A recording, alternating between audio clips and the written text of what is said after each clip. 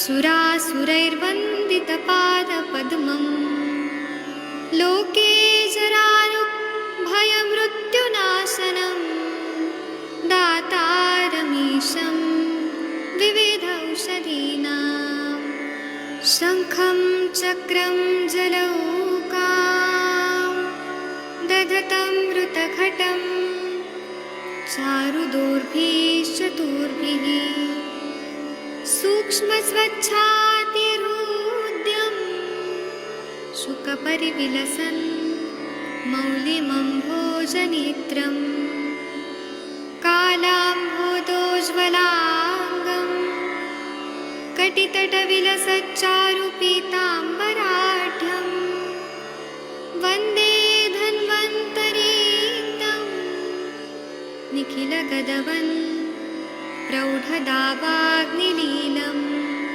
प्रौढदावाग्निलीलं प्रौढदावाग्निलीलम्।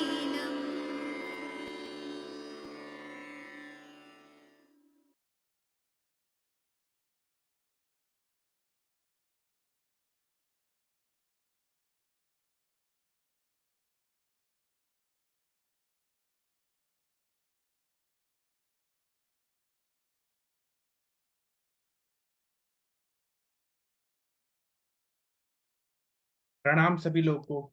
मैं वैद्य अरविंद पाठक आप सभी लोग का स्वागत करता हूं। सभी लोग को कोटि कोटि प्रणाम करता हूं।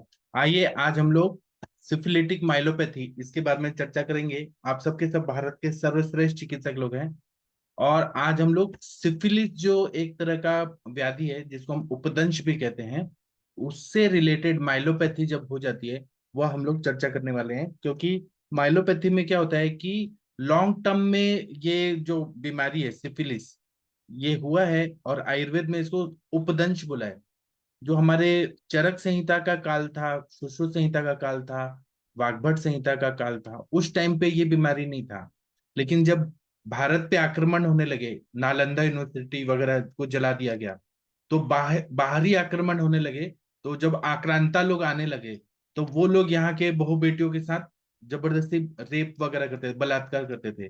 उस टाइम पे ये बीमारियां ज्यादा बढ़ने लगी और उपदंश, फिरंग ऐसी बीमारियां आने लगी। तब वह जो टाइम था उसको मध्यकालीन भारत बोलते हैं। उस टाइम पे माधव निदान लिखा गया। तो माधव निदान में उपदंश के बारे में बताया गया है। भाव प्रकाश में भी उस टाइम पे मतलब वो ग्रंथ था, योग रत्नाकर में भी वह काल में जब उन लोगों ने, वो आचार्य लोगों ने लिखा है, तो पता चलता है कि उपदंश और फिरंग बहुत ज्यादा बढ़ गया था। क्योंकि वो लोग जो आक्रांता आते थे, वो लोग अगर अनैतिक रूप से जब संबंध बनाते थे तो ये बीमारी बढ़ती थी। तो आज तो आक्रांता नहीं है, लेकिन लोगों की विकृत माइंडसेट है, वो गलत जगह जाते हैं। और जब सेक्सुअली ट्रांसमिटेड डिजीजेस होते हैं तो उसमें उपदंश या सिफिलिस, इंग्लिश में सिफिलिस बोलते हैं, अपने संस्कृत में उपदंश बोलते हैं। तो ये जब हो जाती है और उसको ट्रीटमेंट नहीं दिया, कोई भी ऐसे छोटा मोटा इलाज कर दिया, लेकिन वह इन्फेक्शन है, वो जाके मसल्स में और नर्व्स में जाके कुछ ना कुछ डैमेज करता है, तब ये माइलोपैथी करके एक बीमारी हो जाता है। मेरी आवाज नहीं आ रही है? कृपया, मेरी आवाज नहीं आ रही है क्या? डॉक्टर प्रशांत भट्ट जी, बाकी लोग कृपया बताइए मेरी आवाज आ रही है कि नहीं आ रही है? आ रही आ सर, रही आ रही है। डॉक्टर प्रशांत भट्ट आ जी, रही सर। डॉक्टर प्रशांत भट्ट जी को नहीं आ रही है, पता नहीं क्यों, शायद नेटवर्क का प्रॉब्लम है। तो ये जो सिफिलिटिक माइलोपैथी है ना, इस पे हम आज बहुत चर्चा करेंगे। और हमारे ग्रंथकार क्या बोलते हैं, सिफिलिस पे लिखा है, लिखा है, और टीकाकार भी अपना बात बताते हैं। चलिए मैं आप लोगों को स्क्रीन पे कुछ दिखाता हूँ ताकि आप लोग को समझ आए कि हम लोग क्या बात कर रहे हैं, किस तरह का दिखता है। क्योंकि आयुर्वेदिक चिकित्सक लोग के पास लोग आते हैं, लेकिन बहुत कम ही आते हैं ऐसे प्रॉब्लम्स लेके। देखिए सिफिलिस जब होता है ना, तो ये क्या होता है कि उपदंश पीड़ित जो लोग रहते हैं, एक मिनट मैं आपको स्क्रीन पे दिखाता हूँ, एक मिनट रुकिए। आप लोग देखिए, फिर आप लोग को समझ आएगा मैं क्या बताना चाहता हूँ। जो चीज विजुअलाइज करके दिखाई जाती है ना, वो ज्यादा अच्छे से समझ आती है। तो सिफिलिस जो रहता है ना, जिसको पहले से ऑलरेडी सिफिलिस हुआ है, उपदंश हुआ है, वह स्त्री हो या पुरुष हो, उसके साथ अगर संसर्ग होता है, मतलब इंटरकोर्स होता है, सेक्स होता है, तो उसके वजह से तीनों दोषों का प्रकोप होता है। और आगंतुज व्याधि है, आगंतुज कारणों से होती है, और इसके वजह से त्वचा और रक्त की दुष्टि हो जाती है। और जो गुह भाग है जहाँ पे मैथुन किया जा रहा है, वहां से शुरुआत होती है, और वहां से संसर्ग और विस्फोट होना शुरू होता है, और यह उपदंश ऐसा हो जाता है। तो जो इसमें 4 स्टेजेस बताए हैं। प्राइमरी स्टेज में ए स्मॉल सोर कॉल्ड कैंसर, या फिर हम लोग उसको विस्फोट बोलते हैं, वो जेनाइटल्स में होता है या मुंह में होता है। सेकेंडरी स्टेज में देखें तो sore throat, weight loss, skin rashes, joint pain, fever, fatigue ऐसे होता है। मतलब गले में कुछ ना कुछ तकलीफ हो रही है, वेट लॉस हो रहा है, स्किन में रैशेस आ रहे हैं, जॉइंट पेन हो रहा है, फीवर, फटीग हो रहा है। ऐसे मैंने बहुत सारे अपने सर के क्लिनिक में देखे हैं पेशेंट, और मेरे क्लिनिक में भी आए हैं पेशेंट। इसलिए मैंने जो देखा है वो मैं आप लोगों को बता रहा हूँ। मतलब पूना सिटी में जो है ना, वो रेड लाइट एरिया है। तो लोग ना गणेश फेस्टिवल में या ऐसे आते हैं, और मतलब ये बहुत बड़ा रेड लाइट एरिया है। मुंबई में एक है, ग्रैंड ट्रंक रोड है, वहां पे है, और उसके बाद पुणे में है, बुधवार पेट एरिया। तो वहां पे बहुत ज्यादा ऐसे पेशेंट पाए जाते हैं, वहां से इन्फेक्शन होता है, प्रोस्टिट्यूट्स के पास जाते हैं। और वहां पे क्योंकि मल्टीपल जो होते हैं पार्टनर्स होते हैं, उनके साथ जब संबंध होता है, तो ये बीमारियां एक से दूसरे को फैलती जाती है। तो उसमें ऐसे जो मैंने देखे वो भी वैसे ही मैच होता है कि सोर थ्रोट होता है, weight loss, skin rashes, joint pain, fever और फटीग होता है। और लेटेंट स्टेज में क्या रहता है कि bacteria remains hidden and the affected person does not have, मतलब उसको पता नहीं चलता है कुछ भी चीज। टर्शरी स्टेज में मेमोरी लॉस होता है, डिफनेस होता है, सुनाई देना बंद हो जाता है, और मेमोरी लॉस होता है, पैरालिसिस होता है, न्यूरोलॉजिकल प्रॉब्लम्स होता है। और इसकी भी चिकित्सा नहीं की गई और इग्नोर किया गया, तो फिर माइलोपैथी करके प्रॉब्लम हो जाती है। आपको मैं सब चीज दिखाता हूँ, अच्छे से समझ आना चाहिए। ऐसे माइलोपैथी होता है, सिफिलिटिक माइलोपैथी। तो जब अनट्रीटेड सिफिलिस जो रहता है, उसमें मसल्स का वीकनेस रहता है और एबनॉर्मल सेंसेशन होने लगता है। ये आगंतुज व्याधि के अंदर में आता है, बाह्य कारणों से होता है। इसका कारण होता है, और ये माइलोपैथी जब ये शब्द बोल रहे हैं, तो एक तरह का न्यूरोसिफिलिस है, जो मज्जा तंतुओं में जाके मज्जा धातु को विकृत कर रहा है। और यह लेट या टर्शरी जो सिफिलिस है, लेटेंट फेज या टर्शरी स्टेज, थर्ड या फोर्थ स्टेज जो मैंने बताया, उसका कॉम्प्लिकेशन हो सकता है। और ये सिफिलिस जो है वो सेक्सुअली ट्रांसमिटेड डिजीज है, ऐसे ही किसी को नहीं होगा। जहां पे सेक्सुअली कांटेक्ट बना के किया जा रहा है, और उस इंसान के साथ किया जा रहा है जिसको ऑलरेडी ये चीजें हैं। और जब काम वासना जागृत हो जाती है ना, इसीलिए धारणीय वेग करने को बोला है, रोकने को बोला है, धारण करने को बोला है। क्योंकि काम, इच्छा, लोभ, द्वेष, ईर्ष्या, ये सब अगर नहीं किया तो ऐसी बीमारियां हो जाती हैं। तो इसको हम टेप्स डॉर्सैलिस ऐसा भी कहते हैं। इसमें सिफिलिटिक माइलोपैथी होती है, और नर्व्स का डैमेज होने लगता है। वो इन्फेक्शन, जो बैक्टीरिया का इन्फेक्शन है, वो नर्व्स को डैमेज करता है। वहां पे डैमेज होता है तो पेरिफेरल नर्व टिश्यू भी होते हैं, स्पाइनल कॉर्ड का भी डैमेज होता है, वो इन्फेक्शन इतना ज्यादा बढ़ते जाता है। ये चीजें तो रेयर होती हैं, लेकिन वो एरिया में ज्यादा होती हैं जहां पे लोग रेड लाइट एरिया में जाते हैं अपनी काम वासना को तृप्त करने के लिए।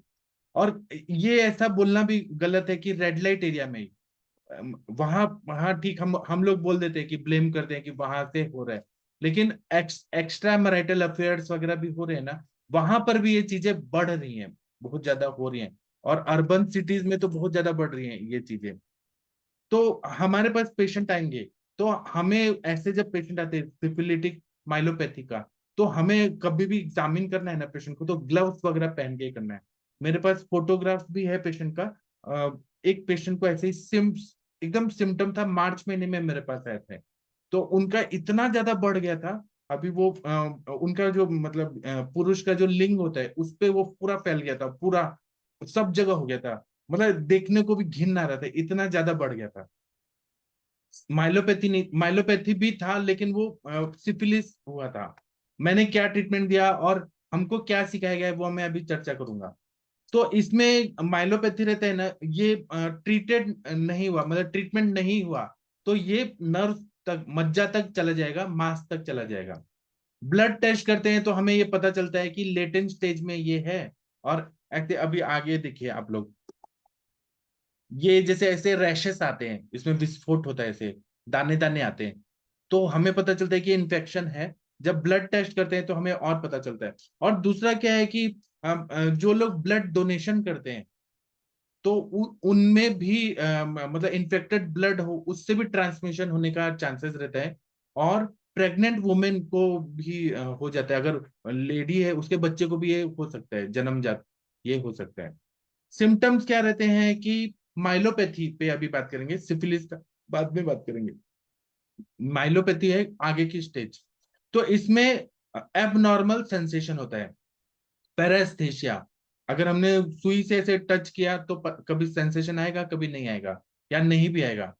या इसमें थोड़ा दर्द होगा पेशेंट को, अगर हम करेंगे तो।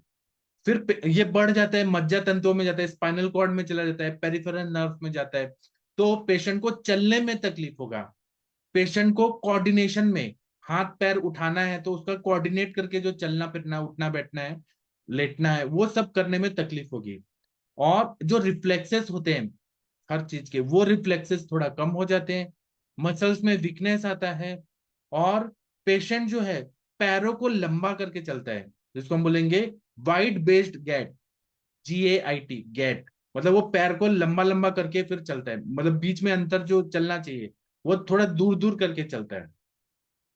जो सिफिलिटिक माइलोपैथी रहती है, इसमें नर्वस सिस्टम का डैमेज होता है। और ये अगर मस्तिष्क तक चला गया, ब्रेन तक चला गया, तो मेंटल इलनेस हो जाती है। मेरे पास जो एक और पेशेंट आए थे आज से 5 साल पहले, उनको सिफिलिटिक माइलोपैथी था। तो ऐसा डायग्नोस होके आए थे। तो वो मुझे ऐसे बोलते थे, मतलब उनका जो सिम्टम है वो मैं बता रहा हूँ। वो बोलते थे कि मेरा ना छाती तक एक बॉडी है, और कमर के नीचे तक बॉडी है, और पूरा पेट है ना वो है ही नहीं। मतलब उनको ऐसा लगता था, उनके माइंड में ऐसा लगता था कि बीच में है ही नहीं। जो बोलते हैं ना विजुअल हेलुसिनेशन, सिजोफ्रेनिया, मानसिक रोग, कि उनको पेट लगता ही नहीं था कि उनके शरीर में है। वो बोलते थे मैं इधर से हवा की तरह हाथ भी घुमा लेता हूँ, कुछ फील नहीं होता। छाती तक उनकी बॉडी है और नीचे है। तो ऐसा आप लोगों ने टीवी में देखा होगा कि कोई ऐसा राक्षस होता होगा। तो लेकिन उनको ऐसा सिजोफ्रेनिया, और आयुर्वेद में उसको गदोद्वेग बोलते हैं। मतलब इतना माइंड पे असर हो गया था सिफिलिटिक माइलोपैथी का। इसी तरह से स्ट्रोक आने का चांसेस रहता है। और विजन चेंजेस रहते हैं, मतलब उसको क्लियर नहीं दिखाई देगा, कम दिखाई देगा, ब्लड विजन होगा, या फिर उल्टा पुल्टा दिखाई देगा, या नहीं दिखाई देगा। ऐसा अगर वो ब्रेन तक और सेंसरी नर्व तक, सेंस ऑर्गन्स तक चला गया तो ये तकलीफ होती है। तो एग्जामिनेशन और टेस्ट जो हमें कराना है एक बार कंफर्म करने के लिए कि माइलोपैथी है, तो हम पेट स्कैन और MRI CT स्कैन करके हम लोग देखते हैं कि स्पाइनल कॉर्ड में कितना इन्फेक्शन हो गया है।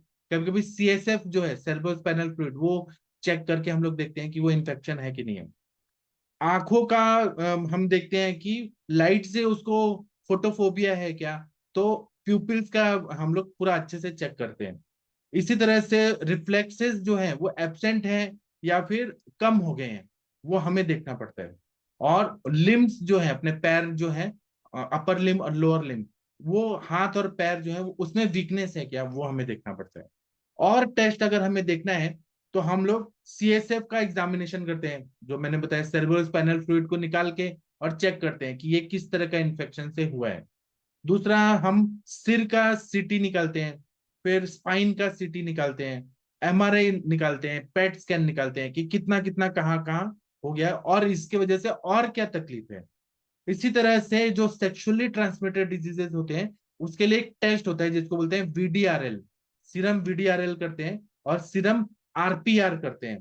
तो इस RPR करके एक टेस्ट होता है जो सिफिलिस इन्फेक्शन को कंफर्म करता है। अगर वो पॉजिटिव है तो हमें और 2 टेस्ट करने पड़ते हैं, केवल आप लोग नाम सुनिए, बाकी मैं कभी बताऊंगा इसके बारे में। कि बोलते हैं FTA-ABS, ये टेस्ट होते हैं, और एक होता है MHA-TP, ये टेस्ट होते हैं। तो ये पेशेंट जो हैं वो हैं, आप लोग के पास कभी ना कभी आने वाले हैं। आप लोग ये मत बोलिए कि हम हमारे पास क्यों आएंगे पेशेंट, और आप रेफर करने का सोचेंगे, तो ऐसा नहीं है। आप लोग को ठीक करना है, लेकिन ग्लव्स पहन के करना है। अब मैं इसका थोड़ा आयुर्वेदिक व्यू बताता हूँ, और फिर चिकित्सा पे हम लोग जाएंगे। तो जब माधव निदान हम लोग देखते हैं, जो हमारा निदान का सबसे बेस है, हम सबने सेकेंड ईयर में माधव निदान पढ़ा है। तो माधव निदान में क्या बताया है उपदंश के बारे में, वो मैं बताता हूँ। एक कुछ श्लोक है और उसके बाद में ये देखिए इस तरह से इन्फेक्शन पूरे बॉडी में फैलता है। लिंग से शुरू होता है, मेरे पास उसका फोटोग्राफ भी है कि आप जिनको हुआ, और उन्होंने खुद कॉन्फेस किया कि हम लोग गए थे, रेड लाइट एरिया में गए थे, वहां से हुआ। तो और ऐसे ही कॉल गर्ल्स भी रहती हैं बड़े हाई फाई सोसाइटी में। वो उधर नहीं है कि रेड लाइट एरिया में गरीबी में रहेंगी, कॉल गर्ल्स भी रहती हैं, मेल प्रोस्टिट्यूट भी रहते हैं। वो लोग को बुलाए जाते हैं जो बड़े बड़े सिटी में जो पैसा आ गया है ना, तो लोगों का ये सब चीजें कुछ ज्यादा बढ़ गई हैं। तो है कि उपदंश संज्ञाचा दंश दंशनो उपाधि मंत्रेणापि रूढ़ा बोधव्या। दंश मतलब काटना। तो कहीं पर भी काटने से या अन्य आघात से गुहे भाग में जो पिटिका होती है उसको उपदंश कहते हैं, ऐसा मधुकोशकार टीकाकार ने बोला है। लेकिन यह दंश केवल हम लोग ऐसे देखें तो ये केवल नाम है, लेकिन असली में मैथुन जनित सांसर्गिक रोग है। मतलब जब भी सेक्सुअली ट्रांसमिटेड डिजीज है तो इसको मैथुन जनित सांसर्गिक रोग, आगंतुक व्याधि ऐसा बोलना चाहिए। और इसी तरह से फिरंग भी जो है गोनोरिया, वह भी एक आगंतुक कारण से होता है, और ये चीरकाली है और दारुण व्याधि है, सीवियर है व्याधि। इसको हमें ध्यान में रखना चाहिए। इसका हेतु क्या बता रहे हैं, तो माधव निदानकार ने क्या लिखा है कि हस्ताभिघातात नख दंत पातात धावनात् अति सेवनात् द्वा योनि प्रदोषाच भवन्ति शिश्ने पंचोपदंशा विविधापचारे। मतलब मेढ्र का हाथ से बहुत ज्यादा मर्दन कर रहे हैं, हस्त मैथुन, यह भी एक कारण होता है कि वो पहले ही इंजर्ड है, अपना जो शिश्न है वो पहले से इंजर्ड है। या नाखून से दांत से मेढ्र प्रदेश में आघात हो गया है, मतलब वो प्रोन टू इन्फेक्शन, मतलब वो इन्फेक्शन होने का चांस है। फिर मेढ्र का शोधन न करना, अगर उसमें क्लीनिनेस नहीं किया जा रहा है, अनहाइजीनिक है। और आप लोग देखिए इस्लाम धर्म में कितना अच्छा है कि जब भी वो वॉशरूम जाते हैं, यूरिन पास करते हैं, उसके बाद वो धोते हैं या फिर टिश्यू पेपर या किसी चीज से उसको क्लीन करते हैं। लेकिन जो लोग नहीं करते हैं और वहीं पे मूत्र का कण है या मैथुन करने के बाद वहां पे लिक्विड लगा हुआ है सब, मतलब शुक्र और योनि का जो भाग सब चीज लगा हुआ है, तो शोधन नहीं कर रहे हैं, स्वच्छता का पालन नहीं कर रहे हैं, दुष्ट योनि से संपर्क हो रहे, संसर्ग हो रहा है, इन सब कारणों से उपदंश होता है। तो पहले मेढ्र में आघात हुआ है, इंजरी इंजरी हुई है, और फिर वो दुष्ट योनि से संपर्क हो रहा है, इसके वजह से ये हो जाता है। चरक ने जो एक बताया है कि ध्वज भंग, ध्वज भंग मतलब इरेक्टाइल डिस्फंक्शन, इरेक्शन ना होना। और सुश्रुत में उपदंश बताया है, सुश्रुत के काल में ये आ गया था। तो ध्वज भंग जब हो रहा है, तो ध्वज भंग का कारण ये भी हो सकता है, सिफिलिस भी एक कारण हो सकता है। सुश्रुत के काल में ये बीमारी आ चुकी थी, उन्होंने कहा है अति मैथुन या रजस्वला स्त्री, मतलब जिनको मेंस्ट्रुएशन हो रहा है उस स्त्री के साथ करना, क्योंकि उस टाइम पे इन्फेक्शन का चांसेस ज्यादा रहता है, अंदर से मेंस्ट्रुअल फ्लो हो रहा है। फिर दीर्घ रोग से कर्कश स्त्री, अशुद्ध योनि, मतलब वहां पे वजाइनेटिस हुआ है, सर्वाइकल एरिया में कोई सर्विसाइटिस हुआ है, वाइट डिस्चार्ज हो रहा है, या फिर योनि रोग से पीड़ित जो स्त्री है उसके साथ अगर मैथुन किया जा रहा है, तो उपदंश का कारण बताया। उपदंश में शत होना आवश्यक है, इंजुरी होना है, कट गया, छिल गया, या स्किन ग्लास पेनिस के ऊपर नीचे कहीं ना कहीं वहां पे इंजुरी हो गई है, या फिर जो कवर होता है वहां पे इंजुरी हो गई है। तो कुछ जो विद्वान है वो लोग बोलते हैं कि पुरुष व्यक्तियों को होता है, स्त्रियों को नहीं होता है। लेकिन ये एक मत है, लेकिन ऐसा नहीं होता है, स्त्रियों को भी होता है। तो इसमें स्त्री से संभोग करने पे पुरुष को, और पुरुष ने अगर स्त्री से किया तो वो स्त्री में ट्रांसमिट करता है, सेक्सुअली ट्रांसमिटेड डिजीज। इसीलिए क्या बोला है सुश्रुत संहिता में कि स्त्रीणाम पुंसम च जायन्ते उपदंशाश्च दारुणा, स्त्रियों का जो है और पुरुषों का, दोनों को ये उपदंश नाम का व्याधि होता है, और दारुण होता है, मतलब बहुत सीवियर होता है, ऐसा इन्होंने बताया। संप्राप्ति अगर हम लोग देखेंगे तो बताया कि इसमें तीनों दोष प्रकोपित होते हैं, वात पित्त कफ और त्वचा और रक्त, इससे दृष्टि होती है। बाद में ये आगे आगे जाके धातुपाक करते हुए मज्जा में जाएगा, मांस धातु में जाएगा और बढ़ते जाता है। और त्वचा मतलब गुहे भाग की त्वचा पर विविध लक्षणों से युक्त स्फोट होता है, जैसे आप लोग को यहाँ दिख रहा है, ऐसा स्फोट होता है, आप लोगों को ऐसा दिख रहा होगा, ये सिफिलिटिक जो रैशेज होते हैं, मैकुला पेप्यूल्स वगैरह, ब्लिस्टर्स, ऐसे ये दाने दाने आ जाते हैं पूरा। और पूर्व रूप है कि गुहे प्रदेश में व्रणोत्पत्ति होती है, कंडू, खुजली आती है, ये पूर्व रूप में है। सामान्य लक्षण में सुश्रुत निदान स्थान में बताया है। सुश्रुत के काल में औपसर्गिक रोग, संसर्गक रोग बहुत थे, और वो एक शल्य चिकित्सक थे, बहुत ज्यादा इन्फेक्टिव पेशेंट पे काम करते थे सुश्रुताचार्य। उन्होंने क्या बोला है कि मेड्र संधो व्रणः केचित केचित सर्वाशयः स्मृतः कुलत्था कृत्यः केचित केचित मुद्गत दलोपमाः रुजा दाह परिताश्च तृष्णा मोह समन्वितः शीघ्रम केचित विसर्पन्ति शनैः केचित तथा परे स्त्रीणाम पुंसाम च जायते उपदंशः सुदारुणः। मतलब मेड्र संधि प्रदेश में, मेड्र में, या फिर आगे का जो ग्लैंस पेनिस है, आगे का जो बल्ब टाइप रहता है उसमें, ये जो रहता है, या योनि भाग में पीड़िका उत्पन्न होती है, प्रधान लक्षण है। मैंने तो एक लेडी पेशेंट को भी देखा था, सिफिलिटिक इन्फेक्शन था, बाद में उनका इसी वजह से डिवोर्स हो गया, क्योंकि उनके हस्बैंड को कभी किया नहीं मैथुन, लेकिन उनको वो बार बार मतलब ऐसे इन्फेक्टेड वजाइना और ये पूरा एरिया था ना, उन्होंने फिर कहीं पे दिखाया तो पता चला सिफिलिस है, तो इस आधार पे डिवोर्स हो गया। तो मैंने वो भी देखा है, वो मेरे पास ट्रीटमेंट लेने के लिए आई थी, मेरे ट्रीटमेंट से तो ठीक हो गई, वो मैंने बचा दिया, लेकिन मैं उनका डिवोर्स नहीं बचा पाया, क्योंकि वो ऑलरेडी एक डिवोर्स का केस प्रोसीजर में था। सेक्सुअली ट्रांसमिटेड डिजीज के आधार पे डिवोर्स हो जाता है। ऐसा भारतीय संविधान ने, मतलब कानून है कि कोई बीमारी होना तो डिवोर्स हो जाता है, वो एक ग्राउंड होता है। तो वो पीड़िका जो रहती है शोथ युक्त रहती है, मृदु होती है, उसमें मुद्ग, जैसे मुग होता है ना, मग, मुग के या कुल्थी के जैसा वो बड़े बड़े दाने दाने हो जाते हैं, और एक ही समय में अनेक पीड़िकाओं की उत्पत्ति होती है। ये पीड़िकाएं शांत नहीं होती है, इसमें दाह होता है, वेदना होती है, पेन बहुत होता है, बर्निंग भी होता है, और नॉर्मल एंटीबायोटिक, नॉर्मल दवाइयों से ठीक नहीं होता है, आयुर्वेद की भी नॉर्मल दवाइयों से नहीं ठीक होगा। और सार्वलैहिक सार्वदेहिक लक्षण देखें तो तृष्णा और मोह, ये दो प्रधान लक्षण होते हैं। वो तो बहुत प्यास लगती है, और डिलीरियम होता है, मोह, क्या करना है क्या नहीं करना, माइंड को कुछ समझता नहीं है। तो आयुर्वेद के हिसाब से इसके 5 प्रकार बताए, वात से, पित्त से, कफ से, रक्तज और सन्निपात, 5 टाइप बताए हैं। वातज उपदंश होता है तो तोद होता है, स्फुरन होती है, भेदन जैसी वेदना होती है, और विस्फोट होता है, वो काले रंग का होता है। पित्तज में पीले रंग का क्लेद युक्त और दाह युक्त होता है। कफज में खुजली और शोथ युक्त होता है, आकार में बड़े सफेद वर्ण के घन स्राव युक्त विस्फोट होते हैं। रक्तज जब अगर होगा तो रक्तज में क्या होगा कि मांस समान काले रंग का रक्तस्राव युक्त विस्फोट मिलेंगे। दाहादि पित्तज उपदंश के लक्षण इसमें रहते हैं रक्तज में, और सन्निपात उपदंश में विविध स्राव और पीड़िकाएं होती हैं।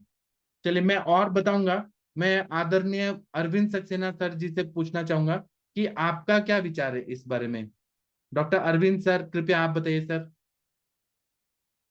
डॉक्टर अरविंद सक्सेना सर, अगर आप मेरी बात सुन रहे हैं तो कृपया बताइए। कोई और बताना चाहते हैं इस बारे में? किसी ने पेशेंट देखे हैं तो कृपया बताइए। मैं 1 मिनट में ज्वाइन करता हूँ, एक अर्जेंट फोन आ रहा है, मैं ज्वाइन करता हूँ।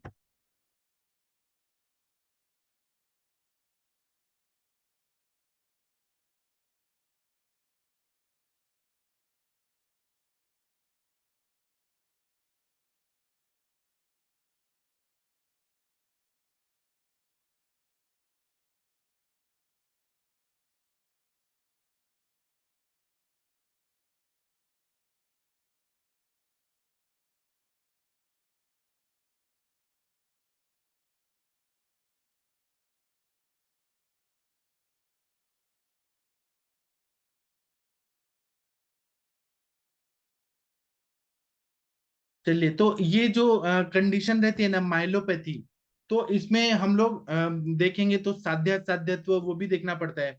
मैं माइलोपैथी पे बाद में बताता हूँ। ये देखिए, जो ये होंठ के ऊपर आया ना, वो देखिए, तो त्रिदोष जन्य उपदंश असाध्य होता है, रक्तज जो होता है वो याप्य होता है, और अन्य उपदंश साध्य होते हैं। और जहां पे मेड और गोय भाग में मांस विशीर्ण हो गया है, कृमियों द्वारा भक्षण किया जैसा लग रहा है कि कृमि ने काट लिया है पूरा, ऐसा लगता है, वह रोगी असाध्य समझना चाहिए। और सुश्रुताचार्य जी क्या बोलते हैं कि संजात मात्रे न करोति मूढ़ क्रियाम नरो ये विषय प्रसक्तः कालेन शोथ कृमि दाह पाके विशीर्ण शिश्नो म्रियते सतेन। मतलब रोग निर्माण होने के बाद मूर्ख रोगी जो है वो विषासक्त होता है, मतलब उसको बार बार वही वही चाहिए, वही वही चीजें चाहिए, बार बार सेक्स चाहिए, मैथुन इच्छा होती है, वो चिकित्सा नहीं करता है और उसी में बिजी रहता है। तो उसके मेढ्र में, मतलब जो शिश्न है, जो लिंग है, पुरुष का जो लिंग है, उसमें शोथ कृमि दाह पाक उत्पन्न होते हैं, मेढ्र भाग नष्ट हो जाता है और फिर उसकी डेथ भी हो जाती है। ऐसा इतना सिवियर ये है, असाध्य अवस्था में जाता है। और इसका उदर्क भी बताया आचार्य लोगों ने कि क्लैब्यता आती है और वो जो शरीर का अवयव है, मेल रिप्रोडक्टिव सिस्टम पूरा झड़ के गिर जाता है, नष्ट हो जाता है, नपुंसकता आ जाती है। तो इसकी चिकित्सा क्या करना है? चिकित्सा जो है वह बहुत ही इंपॉर्टेंट है कि इसमें पहले तो रक्त शोधन करना बहुत जरूरी है ना। और डॉक्टर को भी इन्फेक्शन ना हो जाए इसलिए प्रिकॉशन लेना जरूरी है, ग्लव्स पहन के ही करना है। तो रक्त शोधन करना बहुत जरूरी है, इसलिए आयुर्वेद के हिसाब से हम लोग रक्त शोधन करने के लिए क्या देते हैं? तो सारीवा, मंजिष्ठा, हरिद्रा, नीम और गंधक, इसका प्रयोग करते हैं। और सोमल के जो कल्प हैं वह फिरंग की, मतलब सॉरी, उपदंश की सबसे बेस्ट दवाइयां हैं। और माइलोपैथी भी हो गया जहाँ पे नर्व और मतलब मज्जा तंतु, स्पाइनल कॉर्ड और अपने peripheral nerve, sense organs, muscles सब इन्वॉल्व होते हैं, तो सोमल कल्प है। तो उसमें सोमल कल्प में व्याधि हरण रसायन है। ये मेरा एक लेक्चर भी हुआ था व्याधि हरण रसायन पे, तो वो आप लोग देखिए। उपदंश सूर्य रस बहुत अच्छा काम करता है। मल्ल सिंदूर करके एक दवाई है, वह काम करता है। समीर पन्नग रस, ये सब सोमल के कल्प है ना, ये इसके लिए बहुत अच्छी दवाई है। उसी तरह से चोप चीनी, तो चोप चिन्यादि चूर्ण करके आता है, मार्केट में आता है, उसका प्रयोग करने से फायदा होता है। या चोप चीनी गुग्गुल करके भी मिलता है, उसका प्रयोग करें। और पारद की निर्गंध जारना जो रहती है, बिना गंधक के जो जारना किया जाता है, ऐसे जो रस कर्पूर नाम का जो औषधि हमने पढ़ा है, सेकेंड ईयर में सभी लोगों ने पढ़ा है, रस कर्पूर, उसका प्रयोग करें तो बहुत अच्छा फायदा होता है। इसी के साथ में कुछ भस्म है जो ये इन्फेक्शन पे बहुत अच्छा काम करते हैं और शुक्र धातु तक गामित होता है, जो ठीक कर देते हैं इन्फेक्शन को, जैसे वंग भस्म, स्वर्णराज वंगेश्वर रस, फिर तारकेश्वर रस, फिर गंधक रसायन, फिर सूक्ष्म त्रिफला, रक्त रक्त शोधक वटी, रक्त पाचक, ये देने से फायदा होता है। और इसमें कज्जली अगर लगाया जाए ऊपर, ऊपर लेप टाइप, या कज्जली का मलहर बना दे, हम लोग सर्ज रस में मिक्स करके कज्जली को करें या कैलाश जीवन में मिक्स करके लगाएं तो बहुत अच्छा फायदा होता है। कज्जली खुद ही एंटीबायोटिक है, आयुर्वेद का सबसे अच्छा। और रस माणिक्य जो है, रस माणिक्य का चूर्ण जो मिलता है वह देने से बहुत अच्छा फायदा होता है। एक एक रत्ती 125 mgm सुबह, 125 mgम शाम को। और रस माणिक्य के साथ में हरित की चूर्ण रात को दें सोते टाइम। और जलौकावचारण करें, सिरा वेद करें तो बहुत अच्छा फायदा होता है। और खाने पीने में ध्यान देना पड़ता है कि विदाही चीजें ना दें, अभिसंधि चीजें ना दें, पित्त प्रकोपक चीजें ना दें, रक्त दुष्टिकर आहार और विहार वर्ज करना है, रात्रि जागरण वर्ज करना है, मैथुन जो है वह ना करें, शुक्र धातु अगर रहेगा तो नए सेल बनेंगे, तो इससे बहुत अच्छा फायदा होता है। और इसकी जो चिकित्सा है वह हमें कंटिन्यू बहुत दिनों तक देनी पड़ती है, तभी ये फायदा होता है। अगर हमने एक दो हफ्ता दिया और फिर ट्रीटमेंट बंद कर दिया तो नहीं होगा। लॉन्ग ट्रीटमेंट 1 साल 1.5 साल तक करना पड़ता है, तब ये फायदा करता है। चलिए, डॉक्टर अरविंद सक्सेना सर, आप कुछ बोलना चाहेंगे? आज सर बोल नहीं रहे। डॉक्टर जितेंद्र कुमार जी, आप कुछ बोलना चाहेंगे?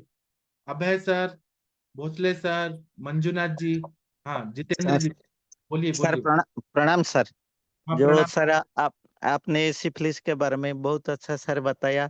जो कि माधव निदान में बोला है कि हस्ताभिघातात् न खदन्त पातात अधावनात् अति सेवनात् वा योनि प्रदश्चाश्च भवन्ति शिश्ने पंचोपदंसा विविध अपचारे।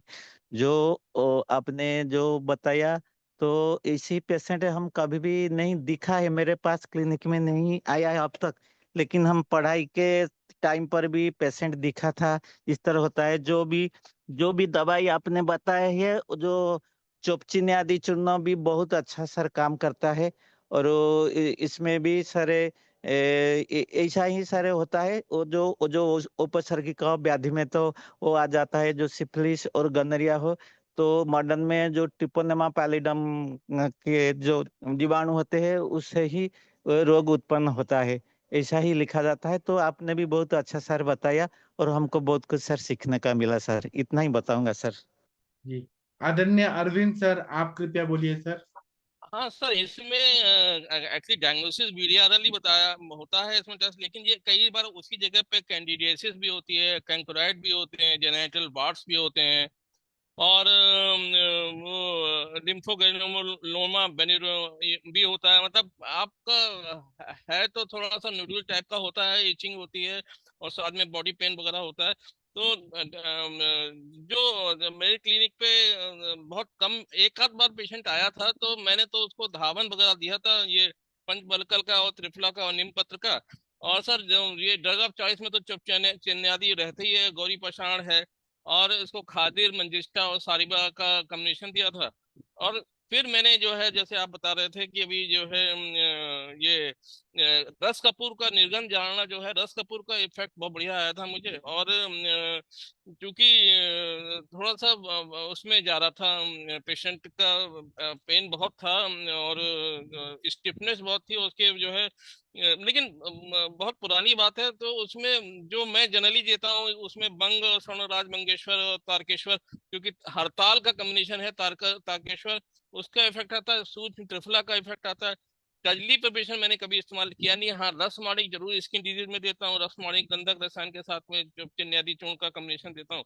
और सिरप में तो आपका सारिवा मंजिष्ठा और खादिरा का, और लोकली जो है वहाँ पे इंग्वालन रीजन से जरोका उपचार वगैरह का रहता है, वो जरूर करवाता हूँ ऐसे केसेस में, क्योंकि वो जो दूषित, वही रक्तवाहिनी दूषित तो है ही, और वो साथ साथ जो है मांस को भी दूषित कर रहा है। तो बड़ा टिपिकल होता है सर ऐसे पेशेंट को ठीक करना। लेकिन कोशिश करता हूँ, और एक आध पेशेंट में ही हुआ है, ज्यादा कोई पेशेंट तो मिले नहीं है सर, इसीलिए बहुत अच्छे से बोल नहीं पाऊंगा सर। नहीं, हमारे इधर तो बहुत पेशेंट आते हैं, मैंने बहुत देखा है सर के क्लिनिक में, हजारों पेशेंट देखे हैं, मेरे पास भी आते हैं। अब वो क्यों आते हैं मुझे नहीं पता, लेकिन आते हैं। ये एरिया में ज्यादा पेशेंट है इस तरह के, और माइलोपैथी के भी हैं बहुत ज्यादा। सिफिलिस का कॉम्प्लिकेशन में मैंने तो बहुत देखे हैं। चलिए, और वीना मैडम कुछ कहना चाहती हैं आप? हाँ सर। हाँ। मगर माइलोपैथी तक अभी एलोपैथी की मेडिसिन से नहीं जाते ज्यादा पेशेंट, हाँ। क्योंकि पेनिसिलिन इसके ऊपर बहुत अच्छी तरह से काम करता है। मैं जब कॉलेज कर रही थी तो मैं एक एलोपैथी के डॉक्टर तापड़िया बोल के थे, उनके क्लिनिक में जाती थी। तो वहां पे बहुत बहुत पेशेंट वहां पे मिलते थे उनको। तो पेनिसिलिन उसकी उसके ऊपर बहुत अच्छी तरह से काम करते, 3 या 4 पेनिसिलिन के इंजेक्शन से वो कम हो जाता है। और डॉक्सीसाइक्लिन भी है ना, 100 मिलीग्राम 14-15 दिन डॉक्सीसाइक्लिन दिया तो भी उसकी स्टेज जो 3-4 स्टेज रहते हैं, पहले दूसरे स्टेज में पेशेंट आया तो रिकवर हो जाता है सर। आयुर्वेद में भी मैं एक डॉक्टर वैद्य के पास जाती थी, तो रसमाणिक्य वो बहुत ज्यादा यूज करते थे। और पुगादी लेप, पुगी फल यानी सुपारी जो रहती है उसका जो लेप है, तो उसका रेफरेंस योग रत्नाकर में मिलता है सर, उपदंश चिकित्सा में। तो वो भी यूज करते हैं। और आपने जो सोमल के ड्रग्स बोल दिए, वो सोमल के ड्रग्स मल्ल सिंदूर बहुत ज्यादा वो वैद्य यूज करते थे और उससे भी रिकवरी मिलती है। तो इतने आगे नहीं जाता, क्योंकि 30-30 बरस तक ये स्टेज छुपी रहती है शरीर में। तो उसके बाद में उसके डिसीज का ये दिख रहा है। मैंने एक फीमेल भी देखी है जिसके बेबी हो गया था, मगर वो बहुत ब्लीडिंग हो गया उसको, और उसको डिलीवरी हो गई उसकी, प्रीमैच्योर डिलीवरी हो गई उसकी, और वो बेबी नहीं रहा उसका। ये भी मुझे मालूम है, ये भी मैंने पेशेंट देखी है, फीमेल पेशेंट भी। हाँ जी, सर। आपने ये सही बताया। और इसमें 4 स्टेजेस रहते हैं सिफिलिस के, वो मैं फिर से बोल देता हूँ कि मैथुनजन्य संक्रामक व्याधि है, सेक्सुअली ट्रांसमिटेड डिजीज। और इसमें जो जीवाणु रहता है ट्रेपोनेमा पैलियम, ये मेन कारण होता है, एक तरह का बैक्टीरिया होता है। और इसका इंक्यूबेशन पीरियड होता है 2 से 6 सप्ताह तक इंक्यूबेशन पीरियड होता है। और इसके 4 स्टेजेस होते हैं। फर्स्ट स्टेज में क्या होता है कि 3 हफ्ते के बाद जो मेड्र चर्म है ना, वहां पे अंदर होने लगता है। और स्त्रियों में लेबिया मेजोरा होता है, वहां पे व्रण होता है। व्रण सामान्यतः एक ही रहता है, गोलाकार रहता है, जिसकी बाजू बहुत कठिन होती है, ऐसा कहते हैं। फिर वो हार्ड होने लगता है। फिर व्रण से लसिका जैसा कुछ स्त्राव आता है, लिम्फ लिम्फ की तरह कुछ स्त्राव आता है। और उसमें जीवाणुओं की उपस्थिति होती है। कभी कभी स्त्राव के संपर्क से, अगर वो स्त्राव होठों पे लग गया, स्तनों पे लग गया, अंगुली पे लग गया, जीवा में लग गया, तो व्रण और बढ़ जाता है। लसिका स्त्राव को अगर माइक्रोस्कोप से देखें तो उसमें हमें पता चलता है कि ये जीवाणु है। और वीडीआरएल और कान्स डिजीज टेस्ट ये करने से हमें कंफर्म हो जाता है। दूसरा सेकंड स्टेज जब होता है, तो ये 3rd से 8वां वीक में अवस्था शुरू होती है। और चिकित्सा नहीं किया तो ये सेकंड स्टेज में जाता है। तो इसमें ऐसे जो विस्फोट मिलते हैं, सिमेट्रिकल होते हैं, कभी ठीक हो जाते हैं, कभी नहीं ठीक होते हैं, कभी दाह होता है, कभी खुजली होती है। और उसके बाद भी अगर वो ठीक भी हो गए तो लाल रंग के उसमें ऐसे चट्टे चट्टे आते हैं, ऐसे ऐसा लगता है कि सिफिलिस का इन्फेक्शन है। जो लोग डील करते हैं उनको पता चल जाता है कि सिफिलिस का है। और बाह्य त्वचा के साथ में ये होठों पे, जीभ पे, तालू में, पैलेट में, और गाल के अंदर बाहर कहीं पर भी हो जाते हैं। और जो म्यूकोजल मेम्ब्रेन होता है उसमें ये हो जाते हैं। और कक्षा में, मतलब एक्जिला में, गर्दन पे, जहां पे लिम्फ नोड होता है ना, वहां पे ज्यादा इफेक्ट दिखता है। फीवर आता है, हेडेक होता है, रात में बहुत ज्यादा ज्वाइंट पेन होता है, और पांडुता होती है, खून की कमी, एनीमिक होते हैं, दुर्बलता होती है, बाल झड़ जाते हैं। और आयराइटिस, आइरिस जो आंख में रहता है उसमें इन्फेक्शन हो जाता है। थर्ड स्टेज जो रहता है टर्शरी स्टेज, उसमें 6 महीने के बाद ये होता है। तो या 2-2, 3-3 साल के बाद ये लक्षण होते हैं टर्शरी स्टेज में, स्किन पे, लिम्फ नोड पे, या फिर बोन्स में, मांसपेशियों में, लीवर में, स्प्लीन में, और वृषण पे, जो स्क्वाटम एरिया है, वो अंडकोश पे, बहुत जगह ये ग्रंथियों की निर्मित करता है, गांठ गांठ होता है। और ग्रंथियों को गुम्मा बोलते हैं, GUMMA, गुम्मा। तो गुम्मा जब रहता है ना, तो वहां से सफेद तरह का कोई पदार्थ निकलने लगता है। और वो हील ही नहीं होता है, वो आते ही रहता है स्त्राव। और फिर बाद में पीछे चिपचिपा स्त्राव निकलते रहता है। और नासा भंग भी हो जाता है, मतलब नाक का जो आगे का जो है ना पूरा भाग, वो पूरा डैमेज होके निकल जाता है। या फिर तालु भेद होता है, मतलब परफोरेटेड पैलेट, जो पैलेट है ना अपना मुंह के अंदर का, जबड़ा का अंदर, वो भी परफोरेट हो जाता है। पैरालिसिस होता है, पंगुत्व होता है, स्मृति नाश होता है, आंखें डैमेज हो जाती है, आंखें, आई बॉल है ना पूरा डैमेज हो जाता है, ये बढ़ जाता है। तो फोर्थ स्टेज जो रहती है वो नर्वस सिस्टम पे होता है, उसको न्यूरोसिफिलिस बोलते हैं। या उसके पहले माइलोपैथी ऐसे होता है। और इसको टेप्स डॉर्सैलिस भी बोलते हैं, और जनरल पैरालिसिस भी बोलते हैं। और ये माइंड पे अफेक्ट करता है, तो इंसान पागलपन की अवस्था तक चला जाता है। ये इतना डेंजरस कंडीशन होती है। पेनिसिलिन से फायदा होता है, लेकिन जिनको पेनिसिलिन से एलर्जी है उनके लिए तो ये बहुत कठिनाई पूर्ण जिंदगी होता है। तो और किसी को कुछ बोलना है तो बोलिए प्लीज। हम अभी वाग्भट पढ़ रहे हैं सुबह। हाँ तो हम अभी वही पढ़ रहे हैं ना, हाँ, गुह्य बराबर, रोग। वही गुह्य वही रोग, बात है। और उसमें पहला श्लोक का ही है कि वहां पे विशेष करके रेचन देना है, और हाँ शोधन करना है, शोधन उपचार करके हाँ विरेचन दे के रक्तमोक्षण, ये पहले श्लोक में ही वाग्भट जी ने बोल दिया है वहां पे। हाँ और योग रत्नाकर में बहुत सारे योग दिए, कुछ पढ़ के दिखाऊं क्या सर? हाँ, बताइए बताइए मैम। हाँ, जितना मुझे वो ट्रांसलेट करने को आएगा उतना हाँ द्रव्य बोल देती हूँ। हाँ उसके बाद एक त्रिफला मशी का हमने सुबह ही वाग्भट में पढ़ा है।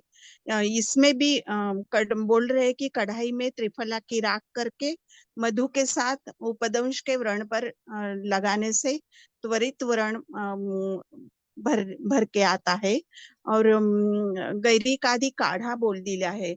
सोनगैरी, रसांजन, मंजिष्ठ, ज्येष्ठ मध, वारा, पद्मकाष्ठ, चंदन और कमल, इनका काढ़ा स्निग्ध पदार्थ तेल या घी के साथ पीने से पित्त जो उपदंश नाश होता है।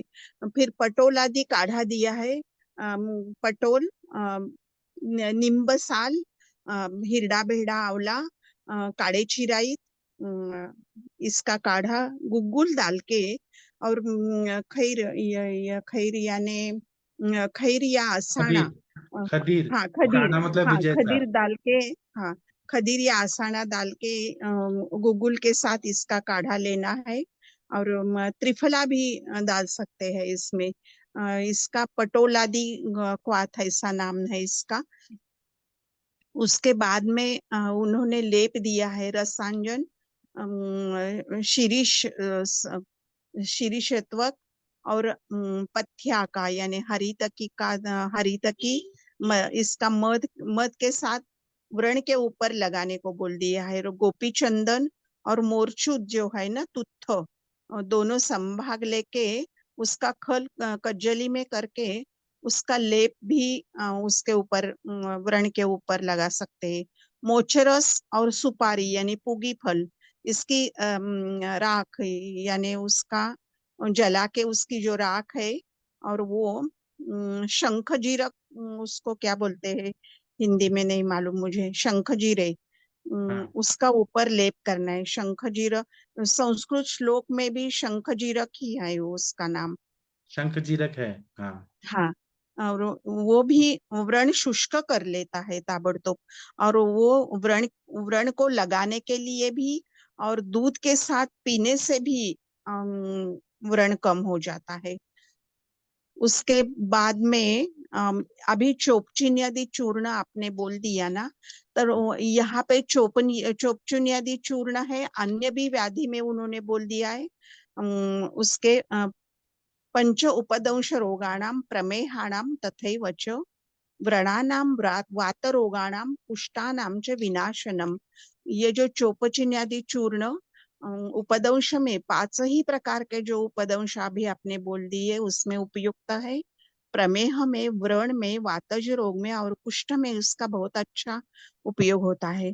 इस प्रकार चोपचिन्यादि पाक बोल के एक योग दिया है। चोपचिनी चूर्ण, पिप्पली मूल, मिरी, सूंठ, दालचीनी और अक्कलकारा और लवंग एक एक तोला लेके उस उतने ही शक्कर लेने की और उसके साथ उसके मोदक यानी लड्डू बनाने को बोल दिया है। और उसको चोपचिनी पाक बोल दिया है। महाक्षारवटी ऐसा बोल के महाक्षार, अक्कलकारा और काथ यानी खदीर, एक भाग, 2 भाग और 3 भाग लेके उसका घृत में उसको घृत के साथ ये लेने से महारोग नाशक है। इसका नाम है महाक्षारवटी। रसघृत बोल दिया है। एक शुद्ध पारा, शुद्ध गंधक और उसके साथ नवनीत अथवा तूप घृत मिला के उसका खल बनाने का, खल करके वो कपड़े में डाल के कड़ुनिम्ब पत्र उसमें मिलाने के, और उसका नाम है रसघृत। ये भी उपदंश के ऊपर बहुत अच्छी तरह से काम करता है, ऐसे योग रत्नाकर कह रहे हैं। जी आपने बहुत अच्छा बताया। और ये जो है ना टेप्स डॉर्सैलिस इसका दूसरा नाम है। तो इसका डॉर्सैलिस मतलब dorsal column degeneration, orthopaedic pain, reflexes decreased, shooting pain, Argyll Robertson pupils आंखों में, लोकोमोटर अटेक्सिया, इम्पेयर्ड प्रोप्रिसेप्शन और सिफिलिस। ये इसका पूरा नाम ऐसे हम लोग अगर इलेबोरेट करके देखते हैं तो इस तरह से ये माइलोपैथी हो जाती है। माइलोपैथी मतलब बहुत आगे की स्टेज में ये हो जाता है। तो किसी को कुछ बोलना है तो बोलिए। अरविंद सर, जितेंद्र जी, अभय सर, भोसले सर, किसी को कुछ बोलना है? नहीं बोलना है? ठीक है, तो मैं अभी सेशन बंद करता हूँ। हम लोग रात को 9 बजे मिलते हैं, फिर हम लोग केस डिस्कशन करेंगे। थैंक यू, प्रणाम सभी लोगों को। Thank you.